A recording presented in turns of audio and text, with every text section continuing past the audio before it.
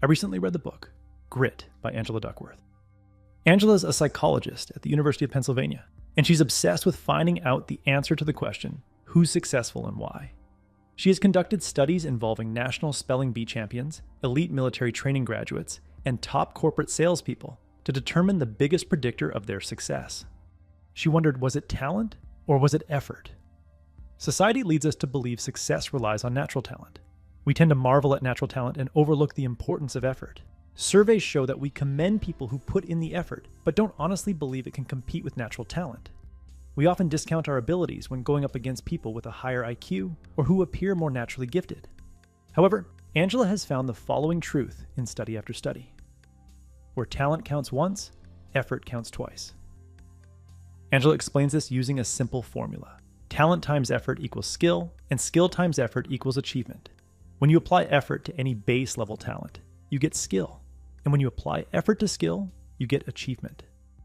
Extensive research confirms that sustained application of effort towards a long-term goal is the biggest predictor of lifelong achievement.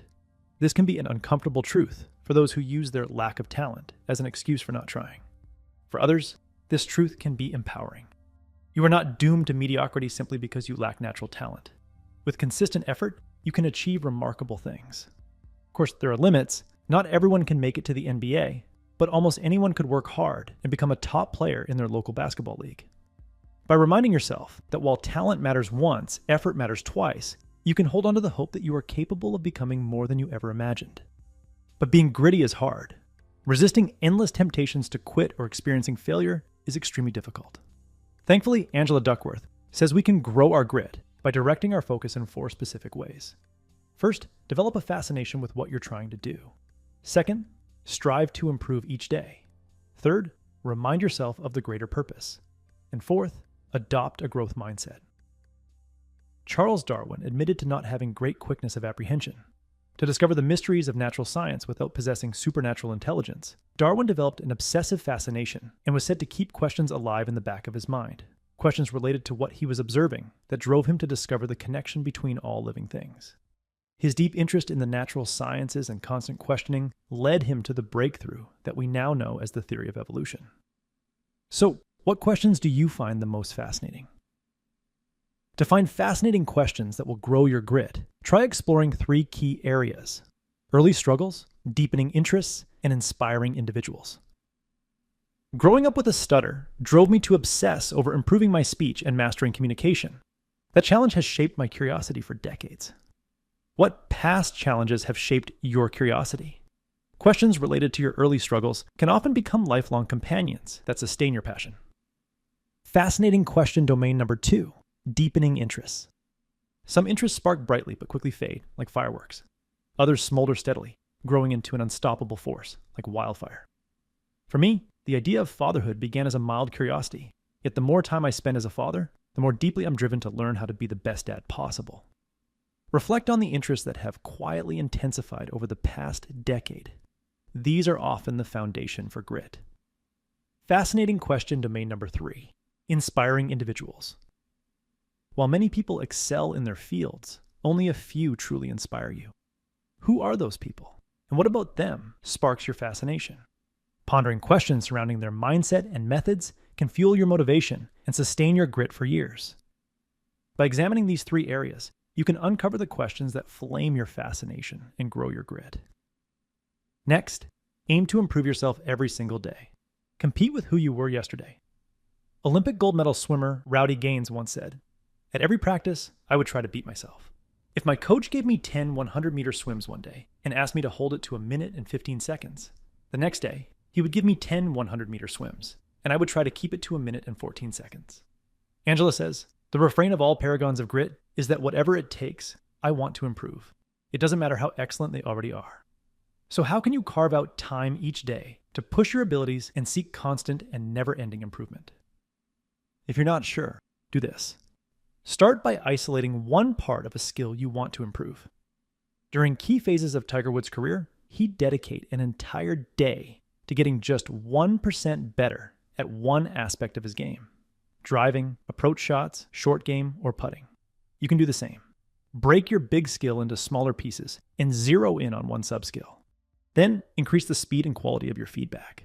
Don't waste 20 minutes struggling aimlessly and then get a long list of everything you did wrong.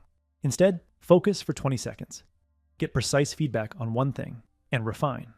Repeat this process until what once felt clunky starts to feel smooth. Finally, make your practice sessions so intense that more than an hour feels impossible. Start at a manageable pace, then gradually ramp up the challenge. Push yourself to the point where you need a nap afterward. The goal is not just to go through the motions and hope you improve. It's to engage in short, focused, and deliberate sessions that leave you better than you were yesterday. The third way to grow your grit is to remind yourself of a greater purpose. Angela surveyed 16,000 adult Americans to determine what was a greater contributor to grit: obtaining a feeling of pleasure or a greater sense of purpose. She found that people on the upper half of her grit scale experienced a similar level of pleasure in what they were doing, but she found that higher levels of purpose directly correlated to higher levels of grit. Angela says the most gritty people see their ultimate aims as deeply connected to the world beyond themselves. You could be a bricklayer simply laying the bricks for the wall of a cathedral, or you could be a bricklayer building the house of God. You get to determine what purpose or greater meaning your work has. Whatever you come up with has the capacity to raise your level of grit. When you find yourself struggling to connect what you're doing to a greater purpose, think in terms of when and who. Whatever task you're doing, think about the skills you're building and when those skills will generate new opportunities in your life. Perhaps the problem you're working on today and skills you need to solve it will become the foundation for a successful business 3 years from now. Now, think about who benefits from the ripple effect of your effort today. Maybe the business you're going to build with the skills you're honing now will provide a dozen employees with the resources they need to support their families. By grounding your actions in when and who, you'll find deeper motivation and purpose in the steps you take today. The last way to grow your grit is to develop a growth mindset. Bill McNabb, the past CEO of Vanguard, the world's largest provider of mutual funds, interviewed leaders within the organization to see who were successful and who weren't. He found that long-term success was dependent on a core belief. Those who believe that I can't learn anymore, I am what I am, and this is how I do things, routinely fail to move up to a senior level. To be gritty, you must scrap the theory that your abilities are fixed, because it's simply not true. Neuroscience has shown that we have an enormous capacity to change our brains and learn new skills as we age. The brain is plastic, and you can mold it through sustained effort and experience. Think back to the last time you began something new, something that made you doubt your ability to learn it, but you eventually did. Use the memory of that experience to disrupt any beliefs that your abilities are fixed. In the end, Angela says that learning to stick with something is a life skill we can all develop. By reminding ourselves that grit matters more than talent, and that grit is something we can all cultivate, we build the confidence to take action, no matter how untalented we believe we are. That was the core message that I gathered from Grit by Angela Duckworth. She has much more material to help you understand the science of achievement. I highly recommend it. If you would like a one-page PDF summary of the insights that I gathered from Grit, just click the first link in the description below. If you have already subscribed to the free Productivity Game newsletter, this PDF is sitting in your inbox. If you liked the video, please share it. And as always, thanks for watching.